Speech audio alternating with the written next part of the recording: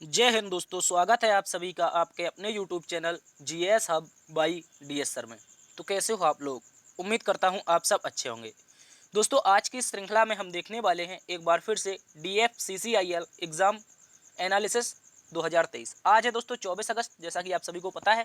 और उसमें दोस्तों आज है ऑल शिफ्ट के जो क्वेश्चन पेपर रहने वाले हैं वो उनका आज हम GSGK के पोर्शन का क्या करेंगे, विश्लेषण करेंगे। तो दोस्तों चलते हैं आज के पहले प्रश्न की तरफ। ठीक है, आज हम देखने वाले हैं DFCCIL 24 अगस्त ऑल शिफ्ट क्वेश्चन पेपर के लगभग 30 प्रश्न। कुछ दोस्तों इस प्रकार से क्वेश्चन रहेंगे, इन सभी का हम डिटेल से अध्ययन करेंगे और जानेंगे कि आने वाले दिन यानी कि कल के दिन का जो एग्जाम आप लोगों का बचा हुआ है उससे रिलेटेड इस क्लास में किस प्रकार से क्वेश्चन पूछे जा सकते हैं। तो चलते हैं दोस्तों बिना किसी देरी के आज के पहले प्रश्न की तरफ। आज का पहला प्रश्न आपसे पूछा गया था किस संस्थान के द्वारा, दोस्तों क्वेश्चन पूछा गया था कि किस संस्थान के द्वारा साइबर सुरक्षा कौशल विकास कार्यक्रम की शुरुआत की गई है, ऐसा क्वेश्चन आया था। अगर बात कर लेते हैं ऐसा कौन सा संस्थान है दोस्तों जिसने साइबर सुरक्षा और आपका जो कौशल विकास कार्यक्रम है इसकी शुरुआत की है, तो जो आपकी IIT कानपुर है। याद रखेंगे IIT कानपुर के द्वारा दोस्तों, याद रखेंगे भारत सरकार के विज्ञान एवं प्रौद्योगिकी विभाग के सहयोग से IIT कानपुर ने साइबर सुरक्षा प्रौद्योगिकी इनोवेशन हब C3I हब नाम से राष्ट्रीय अंतर्वेशी साइबर फिजिकल सिस्टम मिशन के तहत दोस्तों याद रखेंगे साइबर सुरक्षा कौशल प्रशिक्षण कार्यक्रम की शुरुआत की है। एक शानदार सा क्वेश्चन था जो आपका आज पहला पूछा गया था, पहला क्वेश्चन था। इसके अतिरिक्त अगर क्वेश्चन पूछ लेगा कि साइबर सुरक्षा कौशल विकास कार्यक्रम जिसके तहत सबसे पहले किसने शुरू किया था या फिर क्या IIT संस्थान ने ही शुरू किया है, तो याद रखेंगे इससे पहले ये आपका जो सुरक्षा कौशल विकास कार्यक्रम था ये दोस्तों आपका माइक्रोसॉफ्ट के द्वारा भी शुरुआत की गई थी इसकी 2022 में। तब माइक्रोसॉफ्ट ने लगभग 1 लाख से अधिक शिक्षार्थियों को प्रशिक्षण देने के लक्ष्य के साथ साइबर सुरक्षा कौशल कार्यक्रम की शुरुआत की थी। ठीक है, साइबर सिक्योरिटी स्किल प्रोग्राम के तहत याद रखेंगे कौशल अंतर को दूर किया जा सके और दोस्तों साइबर के सुरक्षा के कैरियर में भारत को कार्यबल के लिए तैयार किया जा सके। ये कार्यक्रम शुरू किया था माइक्रोसॉफ्ट ने, जबकि हाल ही में किसने शुरू किया है, तो याद रखेंगे IIT कानपुर के द्वारा आपका विज्ञान एवं प्रौद्योगिकी विकास के विभाग के सहयोग से इसकी शुरुआत की गई है। ठीक है, चलते हैं अगले प्रश्न की तरफ। अगला प्रश्न दोस्तों आज आपसे पूछा गया था कि सत्यशोधक समाज की स्थापना किसके द्वारा की गई है। अगर बात कर लेते हैं सत्यशोधक समाज के बारे में, तो सत्यशोधक समाज की स्थापना दोस्तों महात्मा ज्योतिबा फुले ने की थी। किसने की थी? महात्मा ज्योतिबा फुले ने की थी। इंपॉर्टेंट क्वेश्चन है, इसको याद रखेंगे। इसके अतिरिक्त बात कर लेते हैं सत्यशोधक समाज का, तो इसका जो अर्थ होता है दोस्तों वो होता है सत्य अर्थात सच की खोज करने वाला समाज। 24 सितंबर डेट याद रखनी है, 24 सितंबर 1873 को ज्योतिबा फुले के द्वारा इसको स्थापित किया गया एक पंथ था और यह दोस्तों छोटे से समूह के रूप में शुरू हुआ था। इसका जो मुख्य उद्देश्य था वो दोस्तों शूद्र और अस्पृश्य जाति के लोगों के लिए विमुक्ति करना था, यानी कि जो शूद्र होते थे और अस्पृश्यता वाले जो जाति के लोग होते थे उन सभी के लिए इनका उन्मूलन करके इनको लेवल पर लाना इसका मुख्य उद्देश्य था। इसके अतिरिक्त याद रखेंगे सत्यशोधक समाज की अगर बात की जाए तो 24 सितंबर 1873 महाराष्ट्र के पुणे में, स्थान याद रखना है, महाराष्ट्र के पुणे में ज्योतिबा फुले के द्वारा स्थापित किया गया समाज था। ठीक है, और आप इसकी जो महात्मा ज्योतिबा फुले की पुस्तक है, प्रसिद्ध पुस्तक है, उसको आप लोग चाहो तो कमेंट बॉक्स में छाप के बता सकते हो। अगर बात कर ले महात्मा ज्योतिबा फुले की प्रसिद्ध पुस्तक की, तो दोस्तों ये है आपकी गुलामगिरी। क्या है दोस्तों, याद रखना है, गुलामगिरी पुस्तक है, इसको आप लोगों को अच्छे से याद रखना है। शानदार सा क्वेश्चन था, इसको भी याद रखना है। चलते हैं अगले प्रश्न की तरफ। अगला प्रश्न दोस्तों पूछा गया था काल बैसाखी किस राज्य में चलने वाली एक स्थानीय हवा है। अगर बात कर लेते हैं काल बैसाखी के बारे में, तो दोस्तों ये आपकी जो चलती है ये पश्चिम बंगाल में चलती है। कहाँ पर चलती है? याद रखेंगे काल बैसाखी आपकी पश्चिम बंगाल में चलने वाली एक स्थानीय हवा है दोस्तों, और ये मार्च और अप्रैल में शुरू होने वाली जो बारिश होती है और ये पूर्व मानसून की वर्षा को क्या कहते हैं, पश्चिम बंगाल में काल बैसाखी कहा जाता है। इसके अतिरिक्त इसी काल बैसाखी को दोस्तों याद रखना है केरल में कॉफी सावर के नाम से जाना जाता है। ये भी क्वेश्चन याद रखना है, केरल में कॉफी सावर के नाम से काल बैसाखी को जाना जाता है, जबकि पश्चिम बंगाल में इसे काल बैसाखी कहते हैं। कह रहा है दोस्तों काल बैसाखी हवाएं बिहार झारखंड के क्षेत्र से निकलती हैं और पूर्व की ओर बढ़ती हैं। मान लीजिए ये आपका बिहार झारखंड वाला एरिया है, यहाँ से निकलती हुई पूर्व की ओर बढ़ती हैं और पश्चिम बंगाल और असम से जाकर के टकराती हैं। इन ऊंचे क्षेत्रों में नम हवा के आगमन के समय उच्च तापमान के बीच ये अत्यंत विनाशकारी गरज के साथ एक आती हैं। ठीक है, याद रखना है, इसे कहा जाता है काल बैसाखी। इंपॉर्टेंट क्वेश्चन है, इसको याद रखना है। चलते हैं अगले प्रश्न की तरफ। आज का दोस्तों अगला प्रश्न पूछा गया था कि संसद का कौन सा सदन कभी भी भंग नहीं हो सकता है। तो दोस्तों याद रखेंगे जो संसद का जो सदन होता है ये आपका राज्यसभा, कौन सा, जो उच्च सदन है, इसका नाम है दोस्तों राज्यसभा। और ये संसद में कैसा सदन है, तो याद रखना है उच्च सदन है। ये कभी भी दोस्तों भंग नहीं हो सकता है। क्या नहीं हो सकता है, भंग नहीं हो सकता है। जबकि इसको क्या कर सकते हैं दोस्तों, इसको हम क्या कर सकते हैं, प्रतिस्थापित, यानी कि थोड़े समय के लिए टाल सकते हैं, ठीक है, लेकिन उच्च सदन को कभी भी भंग नहीं किया जा सकता है। आगे दोस्तों कह रहा है राज्यसभा में अधिकाधिक 250 सदस्य होंगे, यानी कि जो मैक्सिमम सदस्यों की संख्या ये 250 है। और 238 सदस्यों को राज्य एवं संघ क्षेत्रों के प्रतिनिधि होंगे, यानी कि 238 जो सदस्य होंगे वो अपने राज्यों और जो केंद्र शासित प्रदेश हैं वहां से आएंगे। जबकि 12 सदस्यों को दोस्तों राष्ट्रपति के द्वारा नामित किया जाएगा। कह रहा है राज्यसभा एक स्थायी निकाय है, इसे भंग नहीं किया जा सकता है। राज्यसभा के प्रत्येक सदस्य का कार्यकाल जो दोस्तों होता है वो 6 वर्ष का होता है। ये भी याद रखना है, क्वेश्चन कभी कभी ऐसा दे देता है कि राज्यसभा का कार्यकाल कितने वर्ष का होता है, तो ऑप्शन में कभी कभी 6 वर्ष दिया जाता है और एक ऑप्शन भी होता है इनमें से कोई नहीं। तो बच्चा सोचता है कि राज्यसभा का कार्यकाल हमने पढ़ा था 6 वर्ष, लेकिन दोस्तों याद रखना है 6 वर्ष जो कार्यकाल होता है वो आपका किसका होता है, ये सदस्य का कार्यकाल होता है। राज्यसभा का दोस्तों कभी भी कोई भी कार्यकाल नहीं होता है, ठीक है। और याद रखना है प्रत्येक 2 वर्ष में 2/3 सदस्य चुने जाते हैं। कहने का मतलब है जो राज्यसभा के 2/3 सदस्य हैं ये प्रत्येक 2 वर्ष में अपने पद से सेवानिवृत्त हो जाते हैं और इनको दोस्तों प्रत्येक 2 वर्ष में नए सदस्यों को चुना जाता है। इसको भी आप लोग अच्छे से याद रखेंगे। ये 2/3 सदस्य यानी कि 250 का अगर 2/3 निकाला जाए तो आप लोग इसको निकाल लेंगे, ठीक है। 250 का 2/3 जितने भी सदस्य आएंगे वो आपके प्रत्येक 2 वर्ष में चुने जाते हैं। चलते हैं अगले प्रश्न की तरफ। अगला प्रश्न दोस्तों कह रहा है राष्ट्रपति के द्वारा अपना इस्तीफा किसे दिया जाता है। ऐसा भी क्वेश्चन आया था, तो याद रखेंगे राष्ट्रपति जो अपना इस्तीफा देता है दोस्तों उपराष्ट्रपति को देता है। किसको देता है, उपराष्ट्रपति को। यहाँ पर कह रहा है अगर राष्ट्रपति अपने कार्यकाल को पूरा किए बिना इस्तीफा देना चाहते हैं तो वो केवल भारत के उपराष्ट्रपति को ही अपना इस्तीफा दे सकते हैं। उन्हें इस्तीफे के बाद उपराष्ट्रपति राष्ट्रपति के रूप में कार्य करेगा, यानी कि कहने का मतलब है जो उपराष्ट्रपति होगा जब राष्ट्रपति इस्तीफा दे देगा तो ये जो आपका वाइस प्रेसिडेंट होगा ये आपका राष्ट्रपति का जो यानी कि प्रेसिडेंट का जो कार्य होता है वो कौन करेगा, आपका वाइस प्रेसिडेंट करेगा। आगे कह रहा है दोस्तों भारतीय संविधान के अनुच्छेद 56 के अनुसार भारत का राष्ट्रपति अपने पद का त्याग कर इस्तीफा उपराष्ट्रपति को दे सकता है, ठीक है। इसको भी याद रखना है। तो इसका जो आर्टिकल है वो 56 है और देगा कैसे, उपराष्ट्रपति को। चलते हैं अगले प्रश्न की तरफ। अगला प्रश्न दोस्तों पूछा गया था आईपीएल 2023 के फाइनल किसने जीता था। ऐसा क्वेश्चन आया था कि आईपीएल 2023 में जो फाइनल हुआ है उसे किसने जीता है। याद रखेंगे वो टीम हो जाएगी आपकी चेन्नई सुपर किंग। याद रखेंगे दोस्तों जो चेन्नई सुपर किंग है इसने आपका 5वीं बार खिताब जीता है। कितनी बार, 5वीं बार खिताब जीता है। इससे पहले कोई और टीम ने क्या 5वीं बार खिताब जीत चुकी है, तो याद रखेंगे इससे पहले 5वां खिताब आपका जीता था एमआई ने। किसने, एमआई भी आपकी 5 खिताब जीत चुकी है, ठीक है, यानी कि मुंबई इंडियंस। और अभी हाल ही में 2023 का फाइनल जीतते ही आपकी चेन्नई सुपर किंग भी आपकी 5 खिताब जीत चुकी है। कह रहा है दोस्तों इंडियन प्रीमियर लीग 2023 के फाइनल में चेन्नई सुपर किंग ने गुजरात टाइटंस को 5 विकेट से हरा दिया और सीएसके की टीम ने आईपीएल में 5वीं बार अपना खिताब अपने नाम किया। कह रहा है दोस्तों आईपीएल 2023 के 16वें संस्करण का आयोजन का जो फाइनल हुआ था इसका आयोजन हुआ था अहमदाबाद में, ठीक है। जो 16वें संस्करण का फाइनल था इसका आयोजन अहमदाबाद में हुआ था।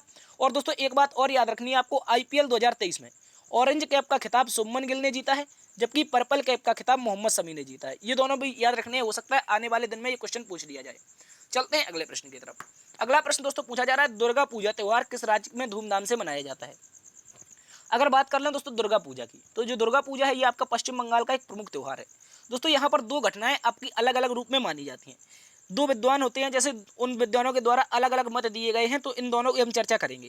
देखिए सबसे पहले अगर बात की जाए दुर्गा पूजा के इतिहास की, तो कहा जाता है कुछ विद्वान मानते हैं कि ब्रह्मा विष्णु और महेश ने आदि शक्ति का आह्वान किया था, जिसके बाद माँ आदि शक्ति देवी दुर्गा के रूप में प्रकट हुई थी।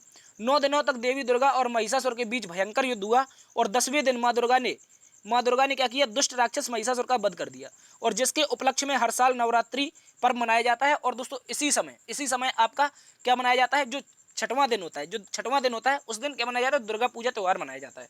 लेकिन दोस्तों ऐसा ही भी एक घटना है, कहा जाता है पश्चिम बंगाल में जब मुस्लिम शासक हुआ करते थे, यानी कि नवाब हुआ करते थे, उन्हीं में एक नवाब था सिराजुद्दौला।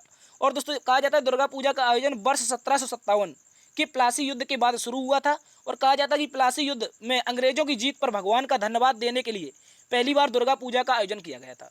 प्लासी युद्ध में बंगाल के नवाब सिराजुद्दौला की हार हुई थी, ठीक है। कहने का मतलब है जो सिराजुद्दौला था, बंगाल का नवाब था, वहाँ के लोगों पर अत्यंत दुराचार कह सकते हैं, कुछ अत्याचार अन्याय करता था। इस कारण जब अंग्रेज से ये हार गया और युद्ध में मारा गया तो वहाँ के लोगों ने क्या मनाया था, दुर्गा पूजा त्यौहार मनाया था, भगवान को प्रसन्न करने के लिए। भगवान का धन्यवाद दिया था कि आपने हमसे ये जो मान लीजिए कि जो बंगाल का नवाब था वो अत्याचारों से मुक्त हो गया, सॉरी बंगाल के नवाब के अत्याचारों से जो जनता थी बंगाल की वो मुक्त हो गई थी, इसलिए त्यौहार मनाया जाता है।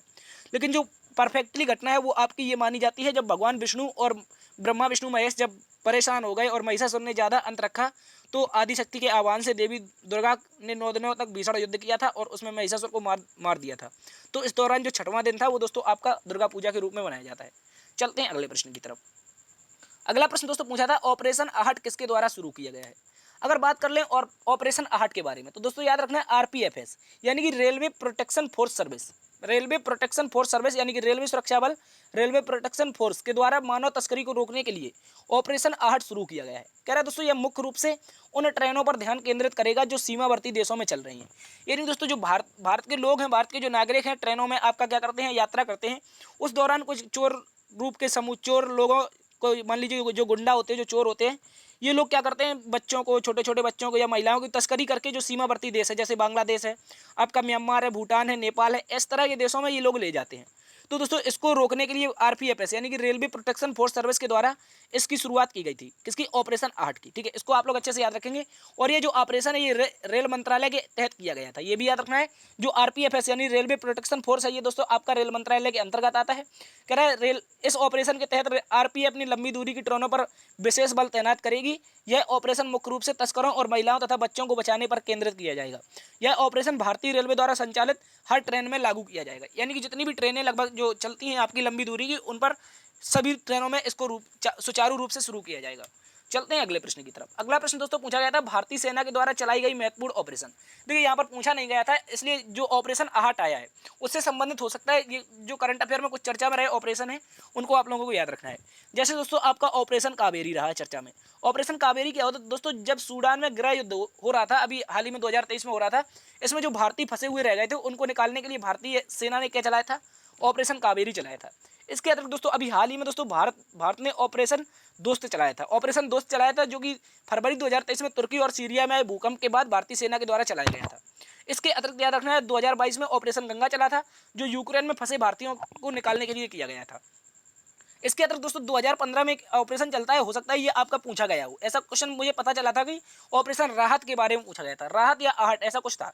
तो याद रखेंगे आहट की हम चर्चा कर चुके हैं। अगर बात करें राहत की तो ऑपरेशन राहत 2015 में यमन में गृह युद्ध के कारण करीब जो भारतीय फंस गए थे लगभग 6710 लोग थे, इनको निकालने के लिए 41 देशों के सहयोग से 1962 जो 41 देशों के विदेशी नागरिक थे, टोटल 6700 लोग थे, इन सभी को निकालने के लिए भारतीय सेना के द्वारा ये भी चलाया गया था। आगे दोस्तों कह रहा है ऑपरेशन मैत्री। ऑपरेशन मैत्री की बात की जाए तो दोस्तों जो आपका 2015 में नेपाल में भीषण भूकंप आया था, क्या आया था? भूकंप आया था।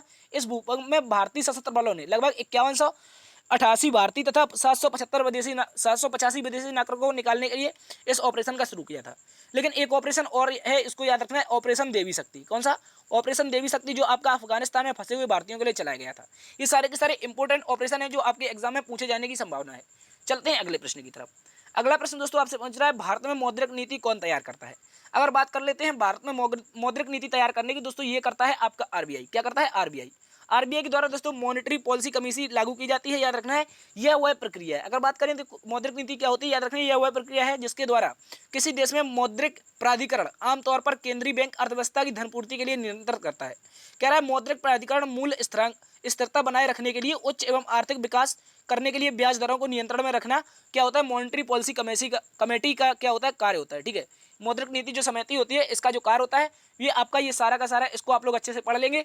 इसके अतिरिक्त याद रखना है इसका जो हेड होता है, ये क्वेश्चन भी पूछ लेता है कि मॉनेटरी पॉलिसी कमेटी का जो हेड होता है कमेटी का, ये दोस्तों कौन होता है? तो याद रखना है आरबीआई का जो गवर्नर होगा। आरबीआई का जो वर्तमान में गवर्नर है मान लीजिए शक्तिकांत दास हैं, यही आपके मॉनेटरी पॉलिसी कमेटी के जो क्या होंगे? हेड होंगे। इनको भी याद रखना है। चलते हैं अगले प्रश्न की तरफ। अगला प्रश्न दोस्तों पूछा गया था निम्न में से कौन से उदारवादी नेता हैं। तो एग्जैक्टली इसके ऑप्शन नहीं मिल पाए हैं, लेकिन अगर बात कर लें उदारवादी नेताओं में तो उदारवादी नेता का जनक माना जाता है दोस्तों जॉन लॉक को। किसको माना जाता है? जॉन लॉक को दोस्तों उदारवादी नेता का जनक माना जाता है, ये याद रखना है। इसके अतिरिक्त भारत में के इतिहास की बात की जाए तो भारत के इतिहास में कई उदारवादी नेता हुए हैं, जिनमें से आपके दादा भाई नौरोजी, महादेव गोविंद रानाडे, इसके अतिरिक्त फिरोज शाह मेहता, सुरेंद्र नाथ बनर्जी, दीनसा बाचा, व्योमेश चंद्र बनर्जी और गोपाल कृष्ण गोखले तथा मदन मोहन मालवीय। दोस्तों ये सारे के सारे जो नेता थे ये आपके कैसे थे? उदारवादी यानी कि नरम दल के नेता थे। इन्हीं में दोस्तों नाम आता है आपका महात्मा गांधी का, किसका, मोहनदास करमचंद गांधी का। एम के गांधी का नाम इसी में आता है, ये भी आप लोगों को अच्छे से याद रखना है। और ये सारे के सारे जो नेता थे, इन्होंने लगभग कांग्रेस के शुरुआती चरण का क्या किया था, याद रखना है। कांग्रेस के जो शुरुआती चरण था, कांग्रेस का शुरुआती चरण था, इसका जो नेतृत्व किया था इन्हीं उदारवादी नेताओं के द्वारा किया गया था। ठीक है, इसको याद रखेंगे। आप सभी को पता होगा कि 1907 में कब हुआ था, याद रखेंगे 1907 में जब कांग्रेस का सूरत अधिवेशन होता है, तो इस दौरान कांग्रेस दो विभागों में बढ़ जाती है, जिनमें से आपके उदारवादी और उग्रवादी नेता के रूप में उभर कर सामने आते हैं। ठीक है, इनको भी याद रखना है। चलते हैं अगले प्रश्न की तरफ। अगला प्रश्न पूछा है दोस्तों, बैसाखी त्योहार किस राज्य में मनाया जाता है। अगर बात कर लेते हैं बैसाखी त्योहार की, तो ये आपका पंजाब और हरियाणा में मनाया जाता है। कहाँ पर मनाया जाता है, पंजाब और हरियाणा में। कह रहा है दोस्तों, हर साल बैसाखी त्योहार 13 या 14 अप्रैल को मनाया जाता है। इस त्योहार को पंजाब और हरियाणा में काफी हर्षोल्लास के साथ मनाया जाता है। कह रहा है बैसाखी में कई अलग अलग नाम है, जैसे असम में इसे बिहू कहा जाता है, बंगाल में इसे नवा वर्षा कहा जाता है, केरल में इसे पूरम विशु कहा जाता है। इसको भी याद रखना है। इसके अतिरिक्त अगर बात कर लें बैसाखी की, तो बैसाखी के दिन हुआ क्या था, क्या इंपॉर्टेंट कोई घटना हुई थी, तो सिख धर्म में, याद रखना, सिख धर्म में जो आपके 10वें गुरु थे, गुरु गोविंद सिंह जी, गुरु गोविंद सिंह जी के द्वारा 1699 में खालसा पंथ की स्थापना की गई थी। कब की गई थी, तो बैसाखी के दिन ही की गई थी। ठीक है, बैसाखी के दिन गुरु गोविंद सिंह के द्वारा खालसा पंथ की स्थापना की जाती है। और खालसा पंथ की स्थापना धर्म की रक्षा के लिए, समाज की भलाई के लिए की गई थी। बैसाखी बंगाली कैलेंडर का पहला दिन होता है। इसको भी आप लोगों को अच्छे से याद रखना है। चलते हैं अगले प्रश्न की तरफ। अगला प्रश्न दोस्तों आपसे पूछ रहा था, गंगा नदी का उद्गम कहाँ से होता है। तो गंगा नदी का जो एग्जैक्टली उद्गम है, इसको तो हम नहीं कह सकते, लेकिन जो गंगा नदी है वो आपकी भागीरथी और अलकनंदा से मिलकर गंगा नदी का निर्माण होता है। ठीक है, इसको याद रखना है। इसके अतिरिक्त दोस्तों कह रहा है, गंगा नदी की प्रधान जो शाखा है वो आपकी भागीरथी है, जो गढ़वाल के हिमालय के गौमुख से निकलती है। ठीक है, तो हो सकता है ये ऑप्शन दिया हो गौमुख, गौमुख के बारे में या गंगोत्री के बारे में दिया हो, तो इसका राइट आंसर हो सकता है। लेकिन जो एग्जैक्टली आपकी गंगा है, ये भागीरथी और अलकनंदा से मिलकर बनती है। कह रहा है गंगोत्री और हिमनद ग्लेशियर या गुरुकुल से निकलती है। इसको याद रखना है। इसके अतिरिक्त अगर बात करें गंगा नदी तंत्र की, तो यहाँ पर एक आपके लिए इमेज लेकर आए हैं, उसको आप लोग अच्छे से देखिएगा। देखिए यहाँ पर कह रहा है गंगा नदी तंत्र, और गंगा नदी तंत्र में सबसे पहले आपको क्या दिखाई दे रहा है, गंगोत्री। अगर ऑप्शन में यही गंगोत्री दिया था तो हो सकता है ये सही हो जाए। ठीक है, कह रहा है गंगोत्री से दोस्तों आपकी एक नदी निकलती है, जिसका नाम क्या है, यहाँ पर लिखा हुआ है भागीरथी नदी। कौन सी, भागीरथी नदी निकलती है। इसके अतिरिक्त यहाँ पर गोविंद प्रयाग में यहाँ पर एक और नदी आती है जो मिल जाती है। इस नदी का नाम होता है दोस्तों भीलांगना नदी। कौन सी होती है, भीलांगना नदी। ये भी याद रखना है, भीलांगना नदी इंपॉर्टेंट है, जो कि आपकी गोविंद प्रयाग में मिलती है। कहाँ पर मिलती है, ये क्वेश्चन पूछ लेगा कि गोविंद प्रयाग में भागीरथी कहाँ किससे मिलती है, तो याद रखना है आपकी भीलांगना से मिलती है। इसके अतिरिक्त दो अन्य नदियां आपकी, एक धौली गंगा तथा दूसरी विष्णु गंगा। ये दोनों की दोनों नदियां ग्लेशियरों से निकलती हुई आपस में विष्णु प्रयाग में मिलती हैं। और विष्णु प्रयाग में मिलते ही इस नदी का नाम क्या हो जाता है दोस्तों, अलकनंदा नाम हो जाता है। क्या हो जाता है, अलकनंदा। ये याद रखना है, अलकनंदा इसका नाम हो जाता है विष्णु गंगा और धौली गंगा का। ठीक है, विष्णु गंगा और धौली गंगा आपकी अलकनंदा बन जाती है विष्णु प्रयाग में। आगे दोस्तों एक नदी आती है पिंडार नदी, जो आपकी कर्ण प्रयाग में अलकनंदा से मिल जाती है। फिर अलकनंदा आगे थोड़ी चलती है, पर एक मंदाकिनी नदी नाम की आती है। ठीक है, ये आपकी रुद्रप्रयाग में। ठीक है, मंदाकिनी नदी आपकी रुद्रप्रयाग में, या फिर इसी को नंदाकिनी भी कहा जाता है, रुद्रप्रयाग में आकर अलकनंदा से मिलती है। फिर अलकनंदा आगे चलती है, फिर अलकनंदा जैसी आगे चलती है तो इस तरह से आपकी आती है आपकी भागीरथी। तो अलकनंदा और भागीरथी दोनों मिलकर के आपकी कहाँ पर मिलती है, देवप्रयाग में। और देवप्रयाग में आगे चलकर ये दोस्तों गंगा नदी कहलाती है। ठीक है, याद रखना है, एक आपकी भागीरथी नदी और दूसरी आपकी अलकनंदा नदी, ये दोनों कहाँ पर मिलती हैं, आपकी देवप्रयाग में। कहाँ पर, देवप्रयाग में। और देवप्रयाग में मिलते ही ये आगे चलकर क्या कहलाने लगती है दोस्तों, गंगा नदी कहलाने लगती है। ये पूरा गंगा नदी का तंत्र है, इसको आप लोग अच्छे से याद रखेंगे। ठीक है, चलते हैं अगले प्रश्न की तरफ। अगला प्रश्न दोस्तों आपसे कह रहा है, दोस्तों भारत के वर्तमान में रेल मंत्री कौन है। तो श्री अश्विनी वैष्णव जी वर्तमान में क्या है, आपके रेल मंत्री हैं। ठीक है, इसको भी याद रखना है आपको। और रेलवे विश्वविद्यालय के पहले चांसलर भी यही बने हैं। ठीक है, चलते हैं अगले प्रश्न की तरफ। अगला प्रश्न दोस्तों पूछा गया था, पूर्व और पश्चिमी ईस्ट वेस्ट कॉरिडोर का गलियारा की कुल लंबाई कितनी है। इस तरह से क्वेश्चन आया था, कुछ ईस्ट वेस्ट कॉरिडोर के बारे में बताया गया था। तो याद रखेंगे, अगर ईस्ट वेस्ट कॉरिडोर की बात करें, यानी कि पूर्व पश्चिमी गलियारा की बात की जाए, तो ये दोस्तों NH27 असम से लेकर पश्चिम बंगाल, बिहार, उत्तर प्रदेश, राजस्थान, गुजरात तक फैला हुआ है। और उसकी कुल जो लेंथ है ये आपकी 3507, और कहीं कहीं इसकी जो लेंथ मिलती है 3600 किलोमीटर के आसपास मिलती है। ठीक है, इसके अतिरिक्त याद रखना है, यह गलियारा असम के सिलचर से शुरू होता है और गुजरात तक जाता है। ये भी याद रखना है। ठीक है, ये कौन सा था आपका पूर्व पश्चिमी। लेकिन आपका यहाँ पर क्वेश्चन हो सकता है कल पूछ ले कि उत्तर दक्षिण गलियारा, क्या पूछ ले, उत्तर दक्षिण गलियारा। और उत्तर दक्षिण अगर गलियारा पूछता है आपसे, ये गलियारा अगर पूछता है तो बताना है NH44 है। एक हाईवे का नाम है national highway NH44, Jammu Kashmir से लेकर कन्याकुमारी को आपस में जोड़ता है। और भारत का सबसे लंबा राष्ट्रीय राजमार्ग है NH44। ठीक है, याद रखना है। और यहाँ पर क्या कह रखा है, जम्मू कश्मीर, हिमाचल प्रदेश, पंजाब, हरियाणा, दिल्ली, उत्तर प्रदेश, राजस्थान, मध्य प्रदेश, उत्तर प्रदेश, मध्य प्रदेश। ठीक है, यहाँ पर डबल टाइप हो गया। ठीक है, मध्य प्रदेश, उत्तर प्रदेश और आगे महाराष्ट्र, तेलंगाना, आंध्र प्रदेश, कर्नाटक और तमिलनाडु से होकर के जाता है। ये इंपॉर्टेंट क्वेश्चन है, इसको याद रखेंगे। तो ये दोनों के दोनों गलियारा है। ये आपके क्या है, एक नॉर्थ से साउथ तक है और दूसरा आपका ईस्ट से वेस्ट तक है। चलते हैं अगले प्रश्न की तरफ। अगला प्रश्न दोस्तों पूछा गया था 2011 की जनगणना के अनुसार सबसे ज्यादा अनुसूचित जाति किस राज्य में होती है। अगर बात कर लें 2011 की जनगणना की दोस्तों, यहाँ पर आपकी जो सर्वाधिक अनुसूचित जाति है ये आपकी जनसंख्या के आधार पर उत्तर प्रदेश में है। कहाँ पर? उत्तर प्रदेश में। जबकि प्रतिशतता के आधार पर दोस्तों पूछा जाए कहाँ पर है, तो मिजोरम में बताना है। ठीक है, अगर परसेंटेज में पूछ ले, लगभग 95% के समथिंग आपकी मिजोरम में है। जबकि जनसंख्या की बात की जाए, टोटल पॉपुलेशन के हिसाब से कहाँ पर है? उत्तर प्रदेश में। ठीक है, इसको भी याद रखना है। चलते हैं अगले प्रश्न की तरफ। अगला क्वेश्चन आपसे पूछा गया था दोस्तों, आधुनिक आवर्त सारणी में कुल कितने ब्लॉक स्थित होते हैं। देखिए कल क्वेश्चन आया था कि एक तत्व दे रखा था, परमाणु संख्या दे रखी थी 29 और पूछा था ये किस ब्लॉक में आती है। ठीक है, और आज क्या पूछा है दोस्तों, आवर्त सारणी में कुल कितने ब्लॉक हैं। और जब हम कल आपको क्लास करवा रहे थे तो वहां पर हमने ब्लॉक बताए थे। एक बताया था एस, दूसरा आपको पी और तीसरा इस तरह से डी बताया था। जबकि एक अन्य ब्लॉक बोला था जिसका नाम था एफ। ठीक है, तो यहाँ पर कुल अगर ब्लॉक की बात की जाए दोस्तों, एस पी डी एफ याद रखेंगे। S P D F, S P D F, ये आपके क्या है, आवर्त सारणी के कुल ब्लॉक हैं जिनकी संख्या कितनी है, 4 है। ठीक है, इसको याद रखना है। इसके अतिरिक्त यहाँ पर वर्ग पूछेगा। क्या पूछेगा? आवर्त सारणी में वर्ग कितने हैं, तो बताना है दोस्तों कुल वर्ग, यानी कि इस तरह से जो स्तंभ बने हुए हैं ये दोस्तों कितने हैं, ऐसा क्वेश्चन पूछेगा। तो बताना है दोस्तों ये आपके हैं 18। कितने हैं? 18। ठीक है, इसको याद रखना है। इसके अतिरिक्त दोस्तों आपसे आवर्त पूछेगा। क्या पूछेगा? इस तरह से बेंड जो बने होते हैं ये होते हैं आवर्त। और जो दोस्तों आवर्त हैं ये दोस्तों आवर्त सारणी में कितने हैं, याद रखना है। आवर्त सारणी में कुल आवर्तों की संख्या है 7। ठीक है, तो वर्ग आपके दोस्तों 18 हो जाएंगे और जबकि जो ब्लॉक होंगे वो कितने हो जाएंगे, 4 हो जाएंगे। एसपीडीएफ वर्ग 18 और आवर्त 7 हो जाएंगे। इंपॉर्टेंट क्वेश्चन है, इसको याद रखना है। और जो आधुनिक आवर्त सारणी है दोस्तों ये हेनरी मोजले के द्वारा दी गई थी। ठीक है, इसको भी याद रखना है। चलते हैं अगले प्रश्न की तरफ। अगला प्रश्न कह रहा है दोस्तों, भारत में कौन कौन से स्थानों पर नोट की छपाई की जाती है। अगर बात कर लें भारत में नोटों की छपाई के मामले में तो 4 स्थान प्रमुख हैं। 4 स्थान प्रमुख है, कौन कौन से हैं? एक दोस्तों आपका देवास है। क्या है? देवास है। दूसरा दोस्तों आपका नासिक है। कौन है? नासिक, इसको याद रखना है। तीसरा दोस्तों आपका मैसूर है। कौन सा है? मैसूर, इसको याद रखना है।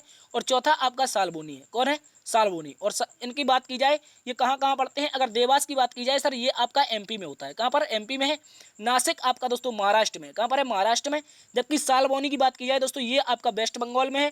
और मैसूर आपका कहाँ पर हो जाएगा? कर्नाटक में हो जाएगा। ये याद रखना, ये चारों के चारों स्थानों पर क्या होता है दोस्तों, नोटों की छपाई होती है। और नोटों की छपाई से संबंधित क्वेश्चन आया था तो इनमें से कोई ना कोई एक ऑप्शन आपको दिया गया होगा। ठीक है, इसके अतिरिक्त कह रहा है दोस्तों देवास और नासिक ये जो नोटों की छपाई के कारखाने हैं ये आपके वित्त मंत्रालय के अधीन कार्य करने वाली सिक्योरिटी प्रिंटिंग एवं ये क्या लिखा है, मिंटिंग कॉर्पोरेशन ऑफ इंडिया के नेतृत्व में काम आती है। यानी कि दोस्तों ये जो आपके ये आपके जो 2 कारखाने हैं ये किसके अंतर्गत आते हैं? वित्त मंत्रालय के अंतर्गत। ठीक है, किसके? याद रखना है, वित्त मंत्रालय के अंतर्गत। जबकि सालबोनी और मैसूर ये दोस्तों याद रखेंगे, ये दोनों जो प्रेस हैं ये आपके आरबीआई के अधीन आती हैं। ठीक है, याद रखना है जो सालबोनी और मैसूर है ये किसके अधीन आती हैं? आरबीआई यानी कि रिजर्व बैंक ऑफ इंडिया, भारतीय रिजर्व बैंक के अंतर्गत। जबकि देवास और ये नासिक किसके अंतर्गत आएंगे? वित्त मंत्रालय के अंतर्गत। दोनों के दोनों अलग हैं। इंपॉर्टेंट क्वेश्चन है, याद रखेंगे। इसके अतिरिक्त अभी हाल ही में एक नोट छापने की जो स्याही थी इसका नाम रखा गया था मैसूर में। इसका नाम था दोस्तों वर्डिका। क्या नाम था? 2022 में ये ज्यादा चर्चा में रही थी। वर्डिका इकाई क्या है, तो याद रखना मैसूर में नोट छापने वाली स्याही का नाम है। ठीक है, इंपॉर्टेंट क्वेश्चन है, इसको भी आप लोगों को अच्छे से याद रखना है। चलते हैं अगले प्रश्न की तरफ। अगला प्रश्न दोस्तों आपसे पूछा गया था कि पित्तरस कहाँ से निकलता है। क्या पूछा था? पित्तरस। ठीक है, पित्तरस के बारे में पूछा गया था। तो यार जो पित्तरस होता है दोस्तों यकृत से, किससे निकलता है दोस्तों? आपका लीवर से निकलता है। ठीक है, लीवर से निकलता है। और कह रहा है पित्तरस पित्ताशय में जमा होता है। जमा कहाँ पर होता है ये भी याद रखना, क्वेश्चन पूछ लेगा कि जमा कहाँ पर होता है, तो पित्ताशय में जमा होता है। निकलता कहाँ से है, तो लीवर से निकलता है और जमा पित्ताशय में होता है।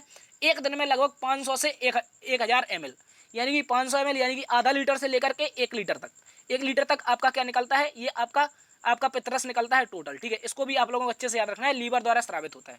ठीक है, तो ये थी साथी आज की क्लास। उम्मीद करता हूँ आज की क्लास और एनालिसिस आपको पसंद आया होगा। दोस्तों यदि पसंद आया तो एक बार से सेशन को लाइक करिएगा, दोस्तों में सेशन को शेयर करिएगा।